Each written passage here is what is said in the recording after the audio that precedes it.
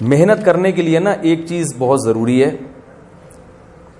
یعنی یہ بڑا لوگوں کو اشکال ہوتا ہے جو طلبہ ہے نا کہ یار محنت نہیں ہوتی پڑھائی میں، یہ ہوتا ہے نا اکثر. محنت یہ بہت اچھی باتیں ہیں، تو ساری وہی باتیں کامن جو سب علماء کرتے ہیں، ہم نے بھی وہی باتیں کی ہیں، کوئی نئی بات نہیں. لیکن یار محنت نہیں ہوتی. محنت کے لیے ایک اصول ذہن میں رکھیں کہ سارا دن محنت نہیں کرنی پہلے تو یہ، ورنہ 2 دن کے بعد تھک ہار کے بیٹھ جائیں گے. ہمارے جامعہ میں ایک بڑے سینئر استاذ ہیں، بہت اللہ نے ان کو علم بھی دیا، ترقی بھی دی، اور فیوچر میں انشاءاللہ امید ہے حضرت مفتی تقی عثمانی صاحب کے لیول کے بنیں گے وہ.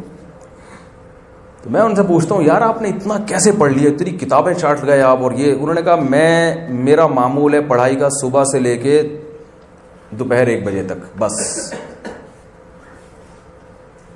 سمجھ رہے ہو؟ اس کے بعد آرام، اور پھر کچھ عصر تک کوئی ایسی ایکٹیویٹی، تھوڑا بہت انگلش سیکھ رہے ہیں وہ عصر تک، اس کے بعد عصر کے بعد بالکل فارغ.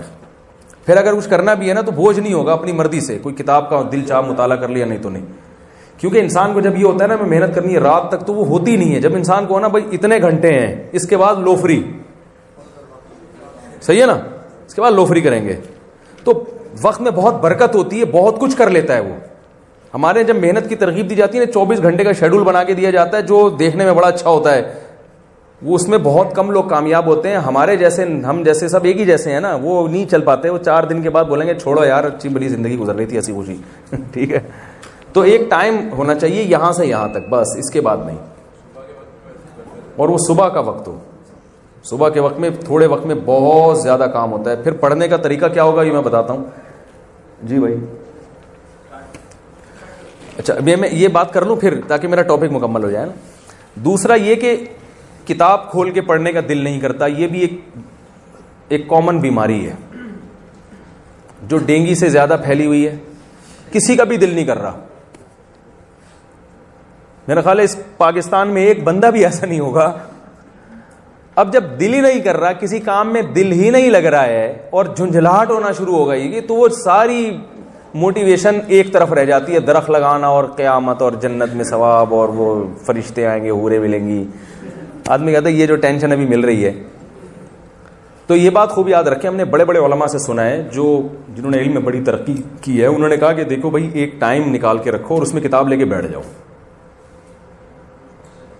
اس میں کتاب لے کے بیٹھ جاؤ. ٹھیک ہے نا، 75% کام انشاءاللہ ہو گیا آپ کا. اس کے بعد جھنجھلاٹ اس لیے بھی ہوتی ہے کہ یہ پتہ ہی نہیں ہوتا ہے کہ پڑھنا ہے کیسے.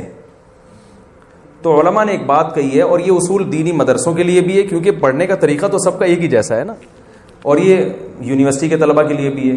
وہ طریقہ یہ ہے کہ جو لیکچر کل آپ نے ٹیچر سے سننا ہے اس کو ایک دفعہ آپ پہلے اپنے طور پر پڑھ لیں.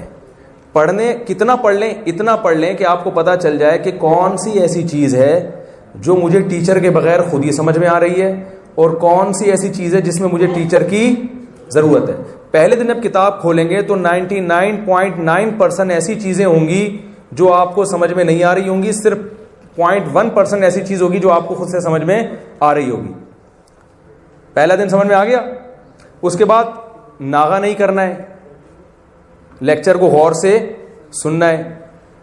تیسرا کام یہ کرنا ہے کہ اس لیکچر کا ایک دفعہ تکرار، جسے ہم اردو میں کہتے ہیں نا، ریوائز کرنا ہے. کسی کو بٹھا کے سامنے، ایسے دیکھ کے نہیں، بلکہ وہ یعنی وہ لیکچر آپ ڈیلیور کر دیں کسی دوسرے کو، کسی کو بٹھا لیں، پیسے دے کے بٹھا لیں، بے شک بندہ 50 روپے لے ذرا بیٹھ جائے 15 منٹ کے لیے، تو وہ آپ نے اس کو، وہ اپنے جو لیکچرار ہے نا اسی کے اسٹائل میں پورا لیکچر اس کو سنا دینا ہے. بس یہ آج کا کام، ایک دن کا کام آپ کا ختم.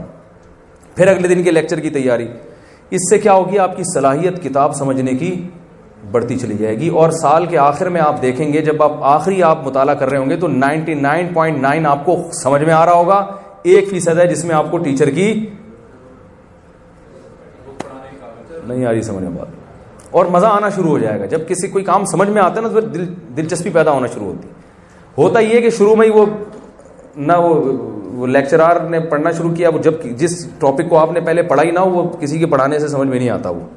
وہ شروع میں بوریت, پھر سمجھ میں نہیں آ رہا, پھر جھنجھلاہٹ, پھر کیا مصیبت, یہ کیا ہے, یہ کیا لکھا ہوا ہے, کیا ہے. وہ ایسی جھنجھلاہٹ پیدا ہوتی ہے انسان کو, تو پھر کہتا ہے پتہ نہیں کس مصیبت, پھر وہ پھرے تلاش کرتا ہے امتحان میں کامیابی کے لیے, پھر وہ 5 سالہ پیپر 5 ایئرز, اور اس میں کون کون سا سوال آیا تھا, کون کون سا نہیں آیا. تو یہ ویژن کیا, تیل لینے. جس آدمی کا مقصد صرف نمبر حاصل کرنا, وہ اس کا کوئی ویژن ہوتا ہے بھائی؟ کوئی ویژن کہاں چلا گیا, تیل لینے گیا.